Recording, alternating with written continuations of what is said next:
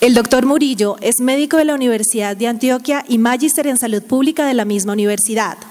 Fue galardonado con una beca de la Organización Panamericana de la Salud en 2002, donde pasó un año en el programa de capacitación en salud internacional centrado en enfermedades no transmisibles. Se desempeñó como director del Instituto Nacional de Cancerología en Colombia. Actualmente es miembro colaborador de la International Agency for Research on Cancer en Lyon, Francia. Es autor de cerca de 50 publicaciones científicas sobre epidemiología y control del cáncer.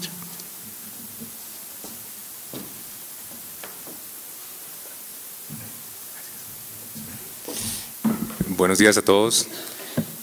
Muchísimas gracias a los organizadores del evento, al doctor Arias, a Maridé. También tuve el agrado de ser parte de quienes se han formado en el curso en Harvard. Debo decir que todavía sigue siendo un poco extraño para mí no presentarme a nombre del Instituto Nacional de Cancerología, pero bueno, estoy ahorita, como lo dijeron, en la Agencia Internacional de Investigación en Cáncer y espero que la presentación tenga algunos puntos que sean de interés para la discusión en el día de hoy. ¿Funciona? ¿Aló? No tengo conflictos de interés a declarar. Este es el contenido de la presentación, espero poderlo cubrir en el tiempo que me han asignado de 30 minutos. Y empecemos a mirar algunos de los datos sobre el comportamiento epidemiológico de la enfermedad. Estas son estimaciones para el año 2012, basadas en la publicación de la agencia de Globocan. Y en esencia, lo que muestra esta gráfica es que la mayoría de casos en el mundo vienen de lo que se denominan los países desarrollados, los países con un índice de desarrollo humano más alto. Sin embargo, las muertes por cáncer en el mundo no se aportan mayoritariamente por estos países. Eso quiere decir que de alguna forma hay un avance en el diagnóstico, una reducción en la mortalidad que hace que tengamos una prevalencia importante de casos y vamos a mirar algo de esa información más adelante, pero la mortalidad sigue siendo, es hoy mayoritaria, la mortalidad por cáncer en el mundo en los países de menores ingresos o de menor índice de desarrollo humano. De la misma forma, esto se representa en los años de vida saludable perdidos, es decir, que están teniendo un impacto económico importante en términos de la productividad de las naciones en desarrollo. La estructura poblacional del mundo nos muestra hoy un importante cambio en la distribución en términos de, bueno, cambio no, digamos, hay una importante diferencia en la distribución en términos de una mayoría de población en los países de ingresos medios y bajos, y eso tiene un efecto importante en lo que serán el número de casos o la carga de enfermedad y la carga económica de la enfermedad en los años venideros en los distintos tipos de países. Lo que se observa aquí son proyecciones hacia el año 2030 que están basadas solamente en el cambio demográfico de la población.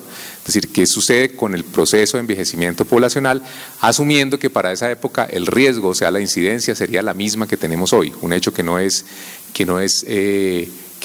necesariamente cierto, pero lo que se ve es que la mayoría de casos en el mundo van a estar en los países de muy alto índice de desarrollo humano, pero los países de índice de desarrollo humano medio, como Colombia y la mayoría de países de América Latina, van a tener un crecimiento importante también, con una carga grandísima en términos del número nuevo de casos por año y obviamente todo el efecto que esto tiene sobre la economía de los sistemas de salud. En relación con los tipos de cáncer que afectan a las distintas poblaciones, hay algunas diferencias, sin embargo, es sorprendente que cada vez hay más similitudes en los distintos tipos de países. Esto es lo que corresponde a los países de muy alto índice de desarrollo humano. Ustedes ven que los tipos de cáncer que con más frecuencia se presentan son el cáncer de mama, el cáncer de próstata, pulmón, colon recto, el cuerpo del útero, que en esencia corresponde a lo que es el cáncer de endometrio. Esto es por la clasificación anatómica. Y en los países de alto índice de desarrollo humano es prácticamente el mismo perfil epidemiológico, pero las tasas de incidencia son un poco más bajas y aquí hace su aparición el cáncer de cuello uterino. En el extremo contrario, lo que uno tiene son muchos más cánceres que están relacionados con infección, como cáncer de hígado, cáncer de cuello uterino, y una menor proporción de algunos cánceres como el cáncer de tipo colorectal. Ven ustedes también que las tasas de incidencia de los países de índice de desarrollo humano medio y bajo son bastante parecidas, es decir, en términos generales la carga de enfermedad para los dos tipos de país es similar, con algún cambio en el perfil epidemiológico de los países que vamos a tratar de revisar más adelante en las implicaciones que esto tiene. Y algo que es cada día más importante es el tema de la prevalencia de casos. En la primera diapositiva mencionaba que los países de más alto índice de desarrollo humano aportan la mayoría de casos, pero no la mayoría de muertes, y eso hace entonces que tengan una proporción importante de casos prevalentes, o sea, gente viviendo con cáncer.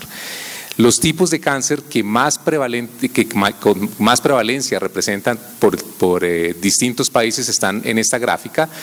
Y ustedes ven que en términos generales el cáncer de próstata y el cáncer de mama son los dos tipos de cáncer que representan la mayor prevalencia en el mundo entero. Haría un llamado de atención muy particular sobre este punto que casi no se ve en Corea del Sur, que corresponde al cáncer de tiroides, y lo resalto porque hay dos temas importantes a revisar, me parece, en relación con lo que es la prevalencia de la enfermedad, que son las tasas de supervivencia, es decir, estamos logrando o no que los pacientes vivan más con cáncer y eso hace entonces que tengamos casos más prevalentes, pero también el impacto que pueden estar teniendo las estrategias de detección temprana. Entonces, las preguntas importantes son qué efecto tiene el que tengamos más pacientes vivos con cáncer y qué efecto tiene el que detectemos más tempranamente la enfermedad, en relación particularmente con la discusión que se ha planteado en años recientes acerca del posible sobrediagnóstico del cáncer. Un efecto clarísimo de un incremento en la prevalencia de la enfermedad es el incremento en los costos de atención de la enfermedad. Y obviamente los tipos de cáncer que tienen mayor prevalencia representan un mayor costo. En este caso estamos viendo el cáncer de mama y el cáncer de próstata. Esto es una estimación para los años 2010 y 2020 en Estados Unidos, pero también tiene que ver la necesidad o no de terapias de mantenimiento para los casos prevalentes. Es decir, si yo hago una intervención terapéutica y necesito una terapia de mantenimiento por un tiempo prolongado, eso tiene un impacto mayoritario en los costos. Lo que está representado en la gráfica para cada tipo de cáncer es el costo del tratamiento inicial, el costo de la terapia de mantenimiento y el costo hacia el final de la vida. El costo hacia el final de la vida es también algo que preocupa bastante porque hay muchos tipos de cáncer, la mayoría están teniendo un gasto importante en cáncer hacia el final de la vida y se plantea el hecho de que en muchos casos se está haciendo un sobretratamiento de estos casos que vamos a revisar más adelante también. Vamos a ver un poco entonces la situación de la prevención de manera muy rápida, esto para mostrarles las tendencias para los tres tipos de cáncer que tienen intervenciones preventivas más claramente establecidas. El cáncer de pulmón, la prevención clarísima a través de la intervención de las políticas para el control de tabaco. El cáncer de cuello uterino, cuya intervención preventiva por excelencia ha sido la detección temprana, pero recuerden ustedes que en el caso del cáncer de cuello uterino lo que se detecta tempranamente no es cáncer invasor, sino lesiones precancerosas. Por eso cuando detecto y trato la lesión precancerosa estoy en realidad previniendo la aparición de un cáncer invasor. Y el cáncer de colon y recto, que tiene la misma visión del cáncer de cuello uterino. A diferencia de los otros, el cáncer de cuello uterino, saben también ustedes que hoy existe la vacunación contra el virus del papiloma humano, que es quizás la estrategia más promisoria en términos preventivos. Pero lo que quiero resaltar en la gráfica en esencia es la diferencia tan importante que existen las tendencias de incidencia para cánceres prevenibles entre los países de altos ingresos y los países de medianos o bajos ingresos. Y ustedes ven que en todos los casos hay una diferencia importante entre ellos en términos de la incidencia, pero también, y es lo más relevante, en términos de la tendencia. En el caso del cáncer de pulmón, los países de mayores ingresos están logrando una reducción grande de la incidencia y las reducciones que se ha visto en la mortalidad para este tipo de cáncer están esencialmente asociadas a esa reducción de la incidencia. En el caso del cáncer de cuello uterino, los países de ingresos medios también están reduciendo la incidencia, pero los países de ingresos más bajos, como Uganda, que está representado en la gráfica aquí, no tienen todavía un adecuado control de la enfermedad. En el caso del cáncer de cuello uterino, sin embargo, hay algunas cosas que son todavía bastante difíciles de dilucidar. Este es un estudio de una cohorte de mujeres adelantado en Taiwán que me parece bastante interesante porque en ellos trataron de establecer el riesgo de desarrollar cáncer de cuello uterino con dos condiciones particulares asociadas: la infección por virus del papiloma humano, que se considera una condición necesaria para la enfermedad, y la paridad entendida como más de 4 partos vaginales.